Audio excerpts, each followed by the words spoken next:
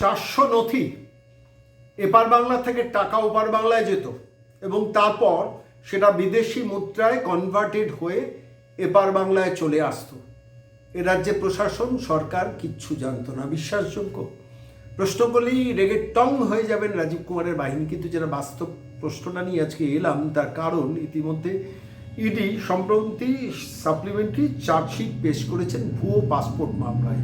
আপনারা জানেন পাকিস্তানি আজাদ মল্লিক, তাকে গ্রেফতার করা হয়েছিল কি না, তিনি ভুয়ো পাসপোর্টের ডিল কারবার করতেন। তিনি আবার করতেন জনৈক ইন্দুভূষণ রায়কে দিয়ে মারফত তিনি কারবারটা চালাতেন। একদিন নয়, দুদিন নয়, দেখুন 400টা যদি কেস, 400টা ভুয়ো নথি যদি পাসপোর্ট তৈরি করা হয়ে থাকে বাংলাদেশিদের, যারা হয়তো কেউ ভারতের নাগরিকও হয়ে গেছেন, ভারতের ভোটারও হয়ে গেছেন, নাগরিক হয়েছেন বলতে ভারতের ভোটার হয়ে বসে আছেন, হয়তো আধার কার্ড, পাসপোর্ট সবই এখান থেকে পশ্চিমবঙ্গ থেকে হয়তো তৈরি করে নিয়েছেন, ব্যাংকেও অ্যাকাউন্ট তৈরি করে নিয়েছেন। কিভাবে হয় সম্ভব একটু ভেবে দেখেছেন? এটা নিয়ে তথাকথিত ইলেকট্রনিক্স মিডিয়া কোনো খবর সেভাবে বড় করে সম্প্রচার করে না।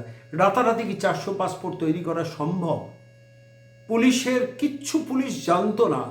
বিশ্বাসযোগ্য? আপনি বিশ্বাস করবেন, আমি বিশ্বাস করব।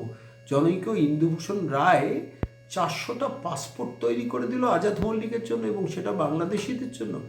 তারাই এপার বাংলা থেকে টাকা ওপার বাংলায় যেত, আবার সেটা বিদেশি মুদ্রায় কনভার্টেড হয়ে এই পশ্চিমবঙ্গে ঢুকে পড়তো এবং আজাদ মল্লিক সমৃদ্ধ হতেন। সেই আজাদ মল্লিক হচ্ছেন পাকিস্তানের নাগরিক। এমন একটি বিষয় নিয়ে শেষ পর্যন্ত ইডি আদালতে মামলা ফাইল করলো, মানে চার্জশিট ফাইল করলো, এবং আলটিমেটলি দেখা গেল যে সেখানে আয়কর রিটার্ন, সেই আয়কর রিটার্ন জমা পড়েছে এবং আয়করের কোনো স্ট্যাম্প নেই, সই নেই, এবং তার ভিত্তিতে তার পাসপোর্টটা তৈরি হয়ে গেছে। তাহলে পাসপোর্ট তৈরি হলো কিভাবে? দেখুন, পাসপোর্ট বরাবর আজকে পুলিশের ভেরিফিকেশন খুব রিজিড হয়েছে, কিন্তু একটা সময় তো রিজিড না হলো। পাসপোর্ট ভেরিফিকেশন পর্বে পুলিশের একটা ভূমিকা ছিল। আমরা দেখছি যে আজাদ মল্লিক, ইন্দুভূষণ রায় গ্রেফতার হয়েছেন।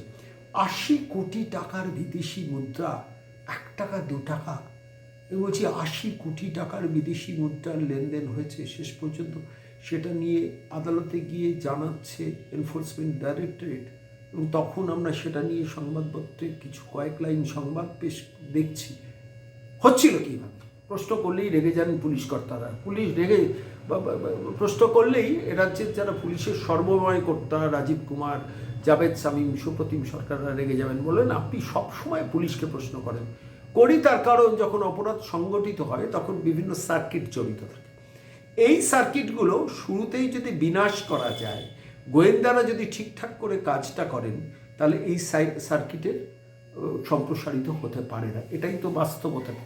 এটা বোঝার জন্য কোনো বিশেষজ্ঞ বা বৈজ্ঞানিক হওয়ার তো দরকার নেই। দরকার আছে কি বলুন তো?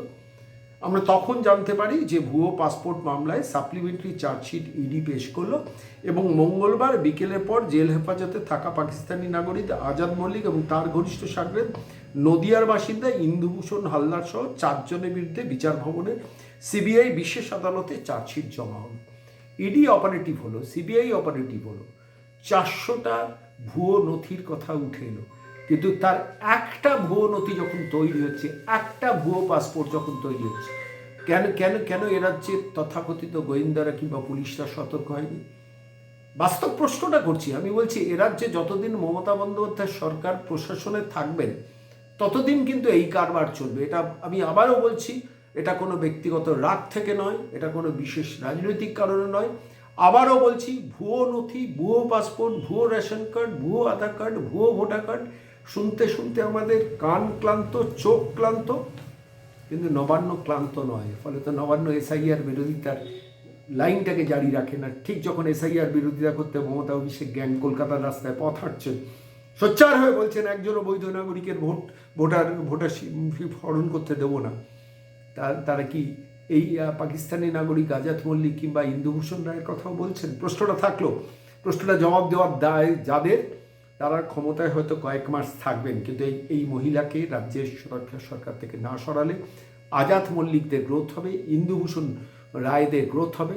আমরা তাকিয়ে তাকিয়ে দেখব যখন ইডি সিবিআই চার্জশিট পেশ করবে, তখন আমরা শুনবো, আমাদের কান দিয়ে শুনবো 400টা পাসপোর্ট, 80 কোটি টাকার ডিল, এবং বাংলাদেশিদের ভাবা যায় ভাবতে হবে। মমতা বন্দ্যোপাধ্যায় সরকারে থাকলে আবার বলছি আরও আজাদ মল্লিক দেখবেন, আরও ইন্দুভূষণ রায় দেখবেন। আর সেটা যদি না দেখতে চান, মহিলাকে নবান্ন 14 তলা থেকে সরান।